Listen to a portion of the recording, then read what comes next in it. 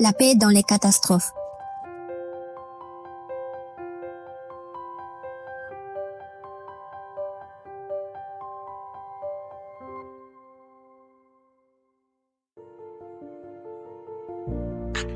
Dans quelle mesure la fidélité à Dieu peut-elle être exprimée? C'est une chose que les individus souffrent pour la foi. Mais s'il touche votre famille, vous resterez ferme. Siam est un pasteur chrétien dans l'état indien de Manipur. En 2023, il habite avec sa femme Jeanne et une fille de 2 ans. De là, il passait une dizaine d'églises très éloignées et il n'était presque toujours pas à la maison. Le 3 mai 2023 a été dévastateur. 5 d'Apo, entre elles ont été incendiées et Apos. Autres ont été pillées et gravement endommagées. Chan et sa famille ne pouvaient rien faire car des milliers de fidèles fuyaient dans le Manipur et des choses étaient perdues par des actes de vandalisme. Les violences découlent des tensions entre les Kukis, une tribu hindoue, et les Méités, une autre race. Les Kukis reçoivent des avantages gouvernementaux pour avoir obtenu le statut de tribu répertoriée. Mais d'autres ne l'ont pas encore fait et ils essayent de l'avoir. Les Kukis ont protesté, provoquant une vague de violence dans la violence. Les chrétiens des 2 tribus furent victimes d'une lutte mortelle entre tribus, une guerre qui s'est étendue à d'autres peuples. Ils cherchent à détruire les églises chrétiennes, les maisons chrétiennes et à faire abandonner Jésus les traîtres à la foi hindoue.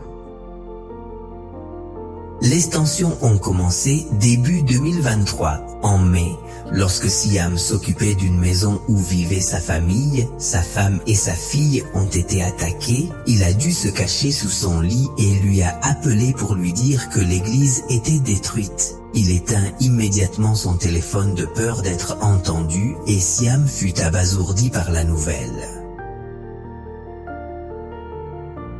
Des actes de vandalisme ont empêché le voyage et Siam n'a pas pu voir sa famille. On se demandait combien de temps pouvez-vous être loin de votre famille, sachant qu'elle ne va pas bien?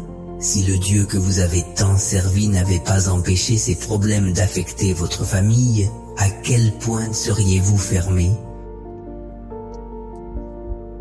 1 mois et demi se sont écoulés. Et pendant cette période, Jenny et sa fille se sont réfugiés dans un camp avec d'autres personnes. Ils sont en sécurité là-bas, mais ils ont faim. La jeune fille n'a pas de lait et survit en mangeant des biscuits. Ils ont dû lutter pour obtenir de l'eau et satisfaire leurs besoins fondamentaux. Sian est désespérée, mais sa foi en Dieu est ferme. Et elle dit que si le Christ souffre pour moi, je dois faire de même. Au bout d'un certain temps, le village de Sihan a été attaqué et Sihan a dû fuir avec ses autres frères. Ils sont allés à la montagne où ils ont vu le feu. Leur église était déchirante et ils ne pouvaient rien faire que de prier. La fuite est difficile.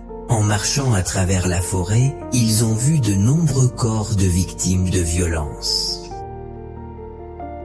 Ils sont finalement dans un endroit sûr. Il n'y a plus rien pour la famille, ni vêtements, ni maison, ni nourriture. Pourtant, son cœur brûlait de l'espoir. Ses persécuteurs savaient que Jésus vivait grâce à l'aide que leur donnaient certaines organisations.